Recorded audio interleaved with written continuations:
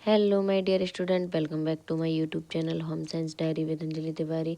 आई hope आप सभी अच्छे होंगे। आज हम बात करने वाले हैं यूपीएससी एजुकेटर भर्ती न्यूज़ 2025 10,684 प्लस 8,800 की भर्ती को जो खबर निकल करके आई है उसके बारे में। तो वीडियो में आगे बढ़ने से पहले चैनल को लाइक कर दीजिए, शेयर कर दीजिए। जिन्होंने अभी तक चैनल को सब्सक्राइब नहीं किया है तो आप लोग चैनल को सब्सक्राइब कर लीजिए और मुझे मोटिवेशन मिलता रहे इससे। तो वीडियो को पूरा वो देखा कीजिए और आप बताना कि वीडियो आपको कैसा लगे।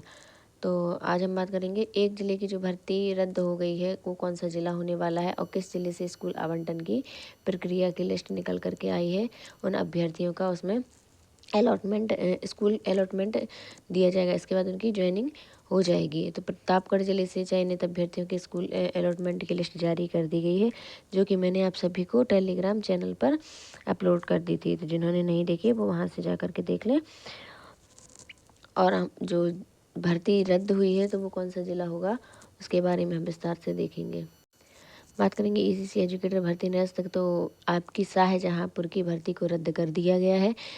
समिति ने निर्णय लिया है कि फर्म की मनमानी से जो अटकी हुई भर्ती प्रक्रिया थी वो दोबारा से कराई जाएगी। तो उन्होंने वहाँ पूरी तरीके से भर्ती प्रक्रिया को हटा दिया है और कंपनी को ब्लैक लिस्ट कर दिया गया है।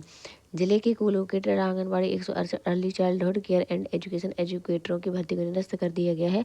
प्रशासनिक समिति ने निर्णय लिया है कि प्रक्रिया में गड़बड़ी करने वाली फर्म के खिलाफ कार्रवाई शासन को पत्र लिखा गया है। नेक्स्ट, कोलोकेटेड आंगनबाड़ी केंद्रों पर ईसीसी एजुकेटर की भर्ती प्रक्रिया कराने के लिए लखनऊ की विजिटेड सर्विसेज प्राइवेट कंपनी के साथ निविदा की गई। 168 पदों की भर्ती के लिए जो 5,668 आवेदन आए थे, लेकिन एक माह पूर्व साक्षात्कार के दौरान आवेदकों ने मेरिट सूची की मनमानी का आरोप लगाया था, इसलिए प्रक्रिया को रोक दिया गया था। आवेदकों का आरोप था कि प्रक्रिया में अनियमितता हुई है। ऐसे उम्मीदवार चयनित किए गए जिनकी मेरिट कम थी, फिर भी उनका नाम चयनित सूची में पाया गया। इसके बाद उन्होंने 361 अभ्यर्थियों ने लिखित प्रत्यावेदन दिए थे, जिसके आधार पर बीएसए और अन्य अधिकारियों की समिति ने जांच शुरू की थी। जांच में पता लगा था कि 168 पदों के लिए जो भेजी गई सूची है उसमें 504 नाम की सूची दी गई और मेरिट के अनुसार नहीं बनाई गई है, बल्कि चयन को प्रभावित करने के लिए मनमाने तरीके से तैयार की थी। तो सीडीओ डॉक्टर अपराजिता सिंह की अध्यक्षता वाली समिति ने पूरी भर्ती प्रक्रिया पर रोक लगा दी थी, जिसके बाद से 2 बार संबंधित संस्था को नोटिस भी जारी कर दिया है, लेकिन कोई उत्तर नहीं मिला था। फिर गुरुवार को बैठक हुई, भर्ती प्रक्रिया को उसमें निरस्त कर दिया गया और संस्था के खिलाफ कार्रवाई की गई है। अधिकारियों के अनुसार फर्म पर कार्रवाई करने की लगभग तय मानी जा रही है। तो जो भी कंपनी है उसको ब्लैक लिस्ट कर दिया गया और अब जो भी प्रक्रिया होगी वो दोबारा से कराई जाएगी।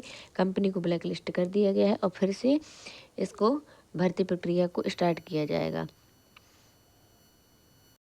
ईसीसी एजुकेटर भर्ती निरस्त, संबंधित एजेंसी ब्लैक लिस्ट। तो जिला प्रशासन ने ईसीसी एजुकेटर की भर्ती प्रक्रिया को पूर्ण रूप से निरस्त कर दिया। इस मामले में जो बैठक में भर्ती प्रक्रिया पर सवाल उठ रहे थे उसको ध्यान में रखते हुए, शिकायतों को देखते हुए संबंधित एजेंसी को ब्लैक लिस्ट कर दिया गया है और कहा है कि मनमानी रूप से जो गड़बड़ी की गई थी अब पारदर्शिता तरीके से भर्ती प्रक्रिया दोबारा से कराई जाएगी।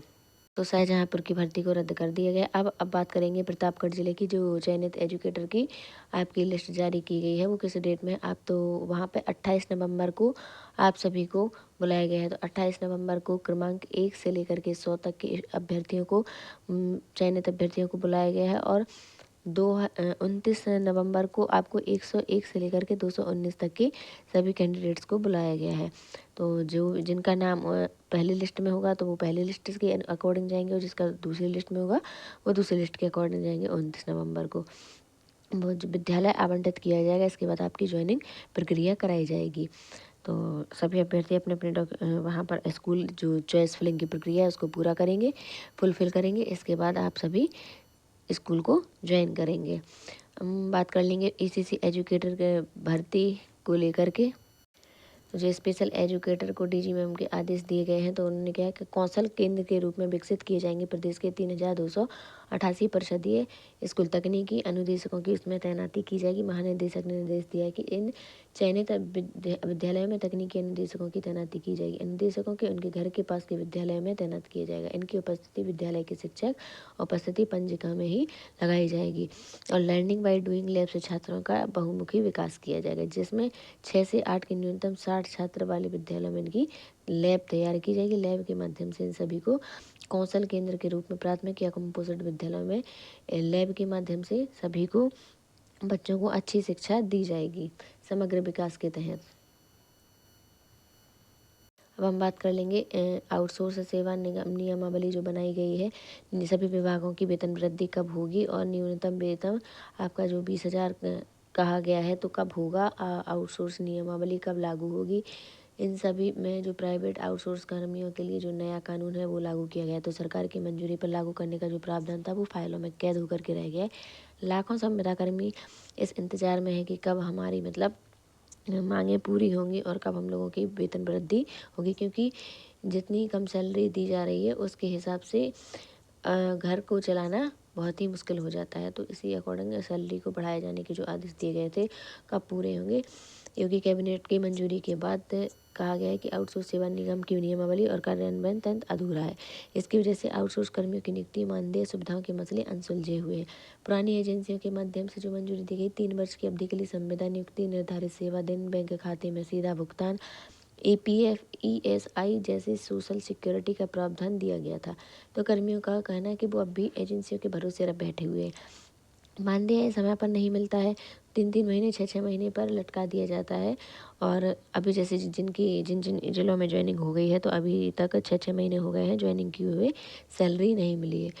तो ये मतलब इनकी लेट लतीफ़ी कहें या फिर इन लोगों की चालाकियाँ पता नहीं, क्योंकि आउटसोर्स सेवा जो भी नियमावली होती है इसमें कंपनियों पैसा आ जाता है लेकिन कंपनियों द्वारा दिया नहीं जाता है।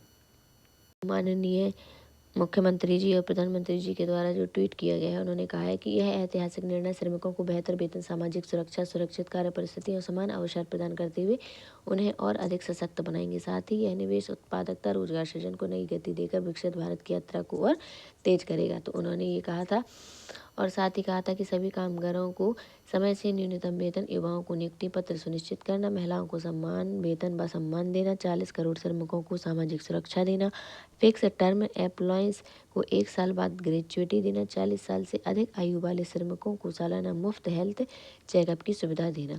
तो उन्होंने ये सभी आउटसोर्स संविदा कर्मियों के लिए ये नया कानून लागू किया है कि उन सभी को ये सभी सुविधाएं मिलनी चाहिए। तो अब हम जान लेते हैं कि जो प्रेरणा पोर्टल पर एजुकेटर्स की ऑनलाइन उपस्थिति के बारे में। तो क्या है ये प्रेरणा पोर्टल ऐप पर आप सभी का जो एजुकेटर्स की बहुत जल्द ऑनलाइन उपस्थिति दर्ज की जाएगी।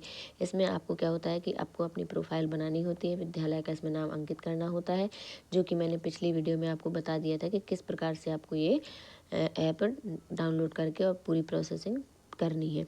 तो अभी जो ऑनलाइन उपस्थिति है तो आपकी इसमें मतलब ऑनलाइन उपस्थिति के माध्यम से ही आपकी उपस्थिति दर्ज की जाएगी कि आप विद्यालय किस समय पर आते हैं, किस समय पर जाते हैं। इसकी पूरी डिटेल जानकारी प्रेरणा पोर्टल के माध्यम से बेसिक शिक्षा अधिकारी के पास जाएगी। तो धीरे धीरे ये सभी इसमें सबसे आगे कई जिलों में ये प्रक्रिया शुरू हो चुकी है ऑनलाइन उपस्थिति की। बाकी के जो बचे जिले हुए होंगे जिनकी DB प्रक्रिया रुकी हुई है ज्वाइनिंग लेटर, तो बहुत जल्द एक एक करके सब जगह निकल करके आएंगे। और बहराइच जिले से भी सुनने में आया है कि भर्ती प्रक्रिया को रद्द करने की मांग चल रही है। तो हो सकता है कि 1-2 दिन में खबर सुनने को मिलेगा। कई जिलों से बिजनौर से भी आपकी लोगों को धांधली मतलब कॉल किया जा रहा है, मेल किया जा रहा है, बुलाया जा रहा है पैसे के लिए। तो आप सभी को परेशानी है, बिजनौर जिले के अभ्यर्थी जिनको भी कॉल या मैसेज आया है तो अगर बुलाया गया है पैसे, तो आप लोग वहाँ जा कर के देखिएगा कि पैसों के लिए बुलाया गया है या फिर आप सभी को DB के लिए बुलाया गया है। तो अगर सभी अभ्यर्थियों को कॉल आता है तो फिर आपको DB प्रक्रिया कराई जाएगी, नहीं तो आपकी आप लोगों को चालाकियाँ करके एजेंसी के माध्यम से जो दलालों द्वारा आपको कॉल या मैसेज करके परेशान किया जाएगा पैसों के लिए। तो आप सभी को उनकी बात नहीं माननी है। तो अब तक की जो अपडेट थी मैंने आप सभी को बता दी है। फ़िलहाल आज के लिए इस वीडियो में बस इतना ही। मिलते हैं नेक्स्ट वीडियो में नेक्स्ट जानकारी के साथ। तब तक के लिए बने रहिए हमारे साथ और मोटिवेशन करते रहिए हमारा। तब मिलते हैं फिर। धन्यवाद। राधे राधे।